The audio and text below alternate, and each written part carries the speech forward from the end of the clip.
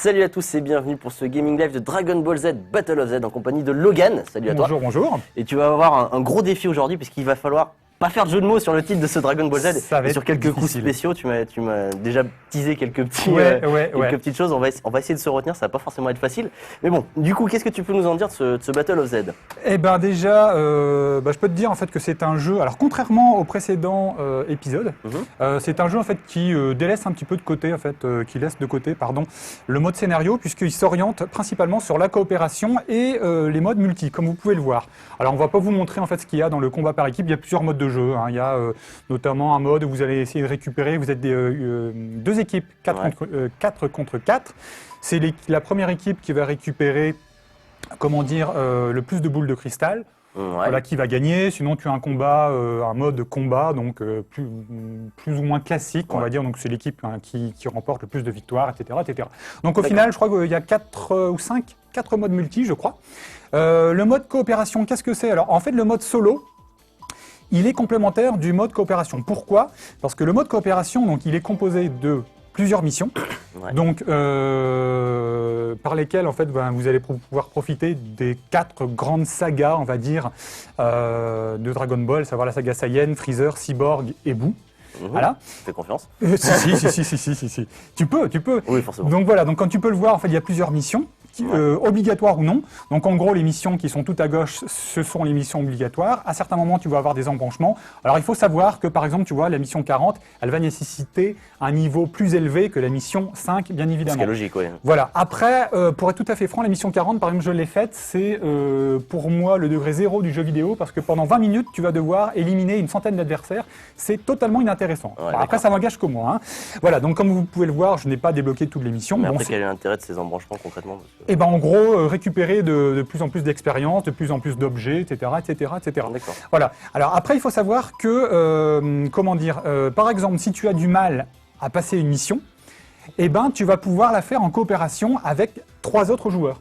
Donc ça, c'est plutôt intéressant, d'autant que tu peux tomber sur des joueurs qui ont un niveau beaucoup plus élevé que toi. Et ce qui est vrai, donc, ce qui est vrai en fait pour le mode solo, par exemple, je vais te montrer ça. Tu vois, si tu prends une des premières missions, tiens, je vais te montrer celle-là, voilà. Ouais. Tac. Donc là, tu ne vas pas pouvoir prendre les personnages que tu vois dans les arcs qui viennent après, ce qui est logique.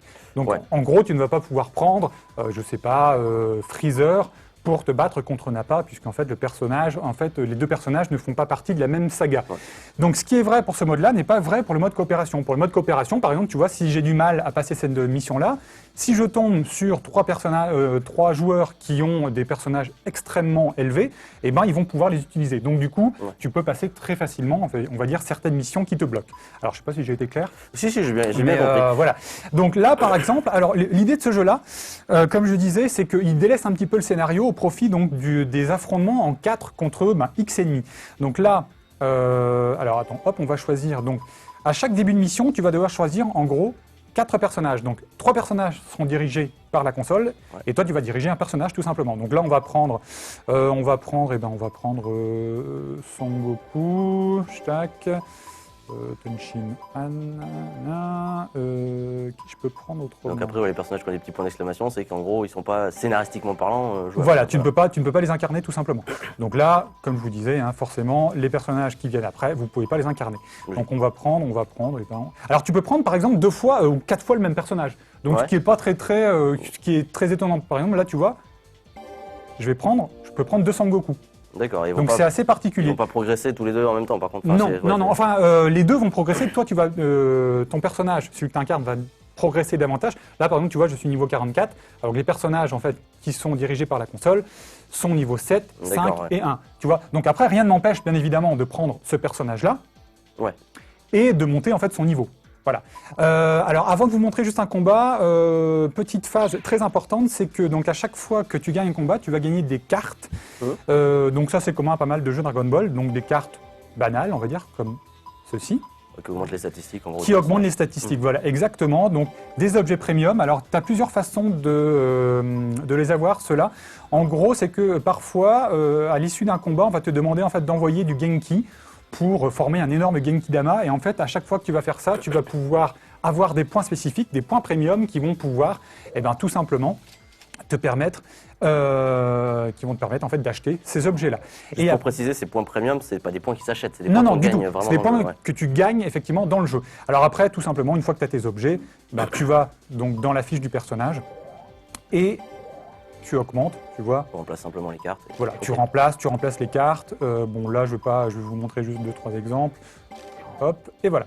Donc après, tu confirmes. D'accord, donc en gros, on peut revenir sur certaines missions qu'on a déjà fait pour essayer de booster le niveau de son personnage. Tout à fait. C'est même souhaitable parce que, à nouveau, là, tu vois, je suis sur une mission, moi, que je n'ai pas réussi à passer parce que le niveau de l'adversaire est beaucoup trop élevé. Alors, il faut savoir que tu as plusieurs continues dans le jeu. En gros, si, par exemple, tu prends 4 personnages surpuissants dans une mission, tu auras 1 ou 2 continues. Par contre, si tu prends des personnages un peu moins fort, tu auras plus de continu. Donc il faut savoir, attention. C'est un avantage quand même. Voilà, il faut faire attention à ça. Je précise aussi que le gameplay est vraiment très simplifié, hein, comme vous allez le voir. En gros, vous avez un coup pour... Voilà. Vous avez une touche pour les combats au corps à corps. Ouais. Et sinon, vous avez 2-3 combinaisons de boutons pour voilà, tu vois, c'est des attaques énergétiques, tout simplement. En gros, au corps à corps, il suffit simplement de bourriner sur un seul bouton pour... Exactement. Donc là, tu vois, c'est la touche, en l'occurrence, on vous fait le GL sur la version 360. Ouais. Attends, je vais peut-être essayer de... Tu peux faire des combos, et voilà, tac. Tu peux faire ce genre de choses aussi. Si l'IA arrive à frapper un adversaire, alors l'IA étant ce qu'elle est, ça marche pas tout le temps, c'est pas terrible. Tu veux dire. Pardon ? L'IA de tes alliés. L'IA de mes alliés, ouais. Tout simplement. L'IA des adversaires aussi est assez on va dire, déséquilibrée parce qu'il arrive parfois, quand tu te bats contre plusieurs adversaires, ça va peut-être être le cas ici, que l'ennemi ne bouge pas, tout simplement. Et il faut que tu le frappes pour qu'il commence en fait à te rendre en fait tes coups. Un peu bug, quoi. Voilà, donc c'est assez particulier. Je reviens rapidement sur le fait que, donc, en gros, l'idée dans les combats, qu'est-ce qu'il faut faire ? Il faut locker un ennemi. Il faut s'approcher suffisamment de lui, donc en dashant, pour pouvoir lui balancer des attaques au corps à corps. Donc, comme tu peux le voir, c'est quand même pas évident. Hein. C'est quand même pas évident parce qu'en fait, ils abusent vraiment, les personnages, des attaques énergétiques. Et ça a quand même un intérêt, en fait, les attaques au corps à corps, parce que ça fait remonter, tout simplement, ta jauge de pouvoir. Jauge de pouvoir, ta jauge en fait d'énergie, tout simplement. Donc bon là j'ai un peu de mal effectivement. Plus beaucoup de santé en tout cas. Non mais là tu vas voir, de toute façon même si je meurs, j'aurai au moins 2-3 résurrects. D'accord. Et tu perds quelque chose quand même quand tu meurs ou... Non, tu perds pas grand chose. Non, tu perds juste un crédit, on va dire, quoi, si je puis dire, quoi. Ouais. Alors là tu vois par exemple, il y a 2 choses. Si l'IA est suffisamment proche de moi, voilà ce qu'elle a fait. Elle vient de ressusciter. Elle me ressuscite. Moi aussi je peux le faire. Comment ? Il suffit tout simplement, tu vois, de locker un ennemi, un ennemi, et de lui redonner de l'énergie, tout simplement. Donc ça, et puis après, donc, comme je vous disais, il faut locker aussi l'adversaire, tac, pour le bourriner, tu vois. Et là, par exemple, je vais pouvoir faire une attaque. Alors on va essayer de faire ça. Hop, voilà. Une attaque énergétique. Voilà, une attaque énergétique, sachant qu'elles sont vraiment surpuissantes dans ce jeu-là, et il faut en abuser. Alors après, comme je vous disais, donc je sais plus si je l'ai dit, mais les combats sont même très dynamiques. Donc ça, c'est plutôt une bonne chose. C'est un peu brouillon quand même. Ils sont un peu brouillons à cause en fait de cette fameuse caméra qui est complètement folle. Et pour peu que tu loques 2 adversaires très rapidement, tu as la caméra qui va complètement dans tous les sens, etc. Donc il y a un petit côté épileptique. Il faut réussir, on va dire, à passer outre, parce que sans ça, c'est même pas la peine. Vous profiterez pas de ce que le jeu a à offrir, à savoir justement en fait des combats dynamiques. Ouais. Le problème, c'est qu'au-delà de ça, donc je parlais un petit peu donc du gameplay tout à l'heure. C'est vrai qu'il est quand même très simpliste, puisque comme je disais, c'est une touche pour le corps à corps, 2-3 combinaisons pour les attaques énergétiques, et c'est à peu près tout, quoi. Ouais. Donc si vous recherchez tout ce qui est combo, etc., c'est pas vraiment ce jeu DBZ qu'il vous faut. D'autant que, en termes de personnages aussi, là tu vois en fait, donc c'est ce que je te disais, tu as des cartes de façon aléatoire, etc. La carte à gauche, c'était quoi ? C'était un personnage, le maître de Tenchinan, si je ne m'abuse, je ne me rappelle plus de son nom. Ouais. Voilà, donc je vais quand même vous montrer une mission un tout petit peu plus avancée. Qu'est-ce que je disais autrement ? Je sais plus. Oui, voilà, le nombre de personnages n'est que de 70 personnages. Alors ça peut paraître important, c'est pas très important, d'autant que les Tenkeshi notamment sur PS2, ils ont proposé quand même 150. Donc alors, ouais, c'est 2 fois moins quoi. Voilà, ça fait quand même 2 fois moins. Je veux bien effectivement que les derniers DBZ sur 360 et PS3 proposaient moins de personnages, mais quand même, quand tu passes de 150 à 70, c'est un peu limité, d'autant que dans ce jeu-là, qu'est-ce que je vais vous montrer? Je vais vous montrer celle-là, tiens, pour changer de décor. Ouais. D'autant que dans ce jeu-là, tu ne peux pas te transformer durant un combat. D'accord. Ouais, donc en gros, c'est par exemple, tu vois, si tu veux un Goku transformé, le personnage, tu vas prendre directement le personnage. Donc ça, c'est vrai que c'est un peu limite, je trouve. Là, attends, on va jouer avec les ces personnages-là. Tu précisais avant ce GL que le prix du jeu est pas non plus super donné. Honnêtement, d'autant qu'on peut imaginer que ce sera le dernier ou un des derniers Dragon Ball Z sur la console. Ouais. On pouvait se dire bon, ils vont quand même le vendre à un prix moindre. Pas du tout. Il est entre, on va dire sur le net, entre moins de 58-59 € à 70 € pour certaines boutiques. Ouais, donc franchement, c'est un tout petit peu abusé. Ouais. Alors là, 70 personnages, c'est vrai que ça fait un peu cher. 1 € le personnage. Donc. Après, encore une fois, je pense que... tiens, on va prendre 2 fois les mêmes persos, hein, tant pis.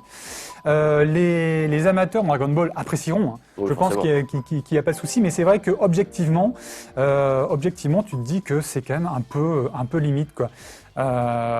Surtout par rapport, en fait, si tu compares aux autres jeux de la saga, quoi. Donc, on va essayer de terminer quand même sur un dernier combat. Je précise quand même aussi en termes de visuel, c'est pas terrible. Les environnements sont quand même, me semble, tout du moins destructibles que ceux des précédents jeux. Donc ça aussi, c'est un petit peu limite. Ça peut être problématique, ouais. Qu'est-ce qu'il y a autrement? Ah si, petite précision aussi très importante, c'est qu'au niveau de la coopération et du multi, enfin de la coopération surtout, c'est uniquement online. Vous n'avez pas de coopération en local. Ah, ça, pas terrible. Ouais. Donc voilà, donc ils ont pensé à certaines choses. C'est sympa par certains côtés d'avoir enfin un peu de nouveauté dans un jeu Dragon Ball. Même si c'est pas vraiment nouveau, parce que sur PS1, tu avais le Dragon Ball Z Legends qui proposait déjà en fait ce terme d'affrontement en 3 contre 3, je crois. Mais enfin bref, dans les jeux plus récents, c'est vrai que c'est relativement original. Mais c'est un peu dommage parce que j'ai l'impression qu'ils ont eu des bonnes idées, ils se sont axés sur ces idées-là, tout du moins sur le coopératif et le compétitif, et ils ont complètement délaissé l'ensemble, enfin le reste, on va dire, quoi. Ouais. Ce dont on avait l'habitude en fait dans les autres jeux. Donc là, franchement, tu as un peu de mal quand même à être positif et être, je ne trouve pas mes mots. Impression mitigée sur le jeu. Ouais, enthousiaste, voilà. Enthousiaste, ouais. Voilà, c'est vrai que c'est assez déséquilibré, même très très déséquilibré. Et si à nouveau, voilà, je me répète, mais si à nouveau, comme vous pouvez le voir, les affrontements renvoient quelque part à ceux des précédents, de l'anime tout simplement. Il y a vraiment trop de points négatifs pour pouvoir conseiller le jeu, quoi. Et du coup, tu as une idée de la note que tu veux mettre ou pas? Je pense que ça tournera aux alentours de 10-11. Ouais, d'accord. Quelque chose comme ça, quoi. Ouais, ça semble logique. Ça semble logique, quoi. Bon, mais écoute, je sais pas si tu as dit tout ce que tu voulais dire. Je pense que j'ai fait un bon tour du propriétaire. Eh ben écoute, merci à toi pour cette présentation, Logan. Je t'en prie. Merci à vous de nous avoir suivis, pardon. Désolé de ma maladie, ça s'entend un peu, je pense que j'ai le nez bouché. Pas du tout, mais c'est pas grave. Merci de nous avoir suivis, on vous dit à bientôt sur jeuxvideo.com. Salut. Salut.